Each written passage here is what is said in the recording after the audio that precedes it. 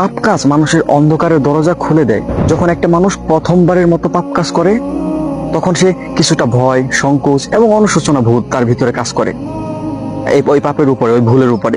কিন্তু যখন সে দেখে যে একটা পাপ কাজ করার পর, ভুল কিছু করার পর, খারাপ কিছু করার পর তার কোনো কিছু হয় না, তখন তার সাহস আরো বেড়ে যায় এবং সে আবার সেই কাজ করতে থাকে নিজের স্বার্থ, নিজের লাভের জন্য বা নিজের ভালো লাগার জন্য।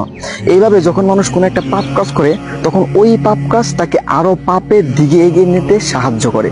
অর্থাৎ প্রতিটা পাপ কাজ মানুষকে আরো পাপের দিকে এগিয়ে নিয়ে যায়। ঠিক এভাবেই প্রতিটা ভালো কাজ মানুষকে ভালোর দিকে এগিয়ে নিয়ে যায়। ভালো কাজ হচ্ছে একটা নূর।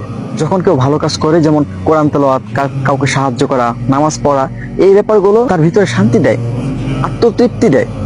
আর যখন সে আত্মতৃপ্তি হয়, শান্তি অনুভব করে, তখন সেই ভালো কাজের দিকে বারবার এগিয়ে যেতে থাকে এবং এই ভালো কাজ সে ভার করতে চায়, তার ইচ্ছে হয় ভালো কাজ করার। যখন কোনো ব্যক্তি নামাজ পড়া শুরু করে, অর্থাৎ একটি ভালো কাজ করা শুরু করলো, তখন সে মনে করে যে আমি কি আরো ভালো কিছু করতে পারি না, আরো ভালো কাজ করতে পারি না। তখন এই ভালো কাজ তাকে আরো ভালো কাজের দরজা খুলে দেয়। এভাবেই একটি ভালো কাজ মানুষকে আরো ভালো কাজ করার দিকে এগিয়ে নিয়ে যায়। সুতরাং সবসময় ভালোর দিকে আগাতে থাকুন, ভালো কিছু করতে থাকুন, ভালো কিছুর মধ্যে থাকুন।